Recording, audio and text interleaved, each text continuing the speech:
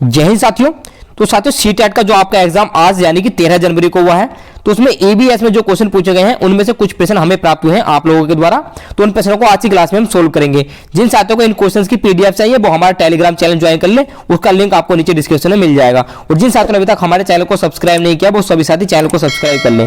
तो साथियों देखते हैं अपना पहला प्रश्न। तो हमारा पहला प्रश्न है, भारत के जल पुरुष के रूप में कौन जाने जाते हैं। तो साथियों हमें क्वेश्चन तो यही प्राप्त हुआ, इसके ऑप्शंस नहीं बताए हैं बच्चे ने, जिसने भी हमें क्वेश्चन दिया है तो ऑप्शंस हमने अपने हिसाब से रखे हैं। तो भारत के जल पुरुष के रूप में कौन जाने जाते हैं, सरदार वल्लभ भाई पटेल, राजेंद्र प्रसाद, भीमराव अंबेडकर या फिर महात्मा गांधी। तो क्वेश्चन नंबर 1 का सही आंसर क्या होगा।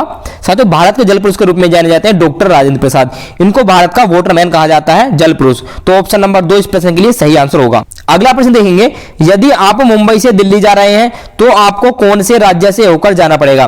साथियों हमें एज इट इज प्रश्न तो नहीं प्राप्त हुए हैं, बस जो बच्चे ने भेजा है उसने बताया कि मुंबई से दिल्ली जा रहे हैं या दिल्ली से मुंबई जा रहे हैं, तो आपको कौन से राज्य बीच में पड़ेंगे, ऐसा ही कुछ प्रश्न था।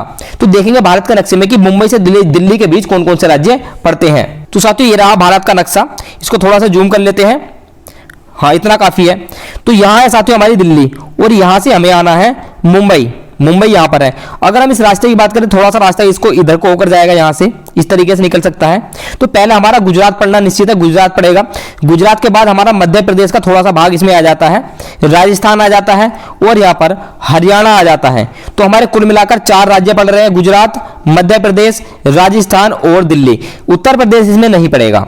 तो अगर हमारे ऑप्शंस में उत्तर प्रदेश होगा तो वो एलिमिनेट हो जाएगा, उत्तर प्रदेश में नहीं पड़ेगा। और अगर पूछा जाता है कि कौन से राज्य पड़ेंगे, तो यहां पे देख लो गुजरात है, मध्य प्रदेश हो रहा है, राजस्थान और फिर हरियाणा। तो ये हमारे राज्य पड़ेंगे अगर हम दिल्ली से मुंबई जाएं या मुंबई से दिल्ली आए। अगला प्रश्न देखेंगे, निम्न में से कौन सा राज्य बंगाल की खाड़ी का निकटवर्ती राज्य है। तो ऐसा ही कुछ प्रश्न था कि बंगाल की खाड़ी के निकटवर्ती राज्य से संबंधित था। तो देखेंगे इसको भारत का नक्शा, बंगाल की खाड़ी के निकटवर्ती राज्य कौन कौन से हैं। तो ये रहा हमारा भारत का नक्शा। तो यहाँ पर है बे ऑफ बंगाल, बंगाल की खाड़ी। तो इसके अगर निकटवर्ती राज्य की बात करें तो हमारा उड़ीसा हो जाएगा, दूसरे नंबर पर हमारा पश्चिम बंगाल हो जाएगा, यहाँ तीसरे नंबर पर त्रिपुरा है और चौथे नंबर पर हमारा मिजोरम हो जाएगा। तो कुल मिलाकर बंगाल की खाड़ी के निकटवर्ती राज्य है ये 4 राज्य हैं, उड़ीसा, पश्चिम बंगाल, त्रिपुरा और मिजोरम। अगला प्रश्न देंगे जो आपके एग्जाम में पूछा गया आज के, स्वच्छ भारत अभियान महात्मा गांधी की किस जयंती से मनाना शुरू किया गया है। तो भारत के प्रधानमंत्री श्री नरेंद्र मोदी जी ने नई दिल्ली के राजपथ पर इस मिशन की शुरुआत की थी। सन 2019 को महात्मा गांधी की 150वीं जयंती पर स्वच्छ भारत मिशन की शुरुआत की गई थी। अगला प्रश्न देखेंगे, कौन सी बीमारी रक्त की कमी के कारण होती है। तो ऐसा ही कुछ प्रश्न पूछा गया था, रक्त की कमी से संबंधित था। तो साथियों रक्त की कमी के कारण जो बीमारी होती है उस बीमारी का नाम है एनीमिया।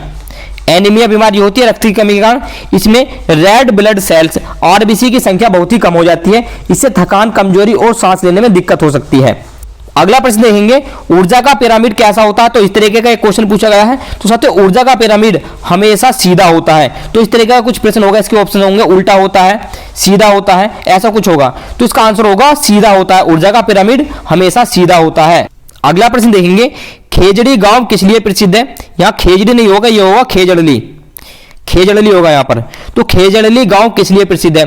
तो साथियों अमृता देवी बिश्नोई ने खेजड़ी के वृक्षों को बचाने के लिए अपना बलिदान दे दिया था अपनी 3 बेटियों के साथ। और उनके बेटियों के नाम थे आसू, रत्नी और भागू। ये उनकी 3 बेटियों के नाम थे। और इनसे अलग 363 लोगों ने वहां के पेड़ों को बचाने के लिए अपना बलिदान दे दिया था सन 1730 ईस्वी में। तो खेजड़ली गांव इसलिए प्रसिद्ध है अमृता देवी बिश्नोई के बलिदान के लिए। तो साथियों ये थे हमें जो प्रश्न प्राप्त हुए थे ईबीएस के, 7 ही प्रश्न हमें अभी तक प्राप्त हुए थे वो हमने आपको करा दिए हैं। तो जो भी साथी अंत तक हमारे साथ बने रहे उनका बहुत बहुत धन्यवाद। और जिन साथियों ने अभी तक हमारे चैनल को सब्सक्राइब नहीं किया वो सभी साथी चैनल को सब्सक्राइब जरूर कर लें। और शाम को आपको मैथ की वीडियो मिल जाएगी, जो आज मैथ में क्वेश्चन पूछे गए हैं, शाम को उसकी वीडियो मिल जाएगी। तो आपसे मिलते हैं अगली क्लास में। जय हिंद।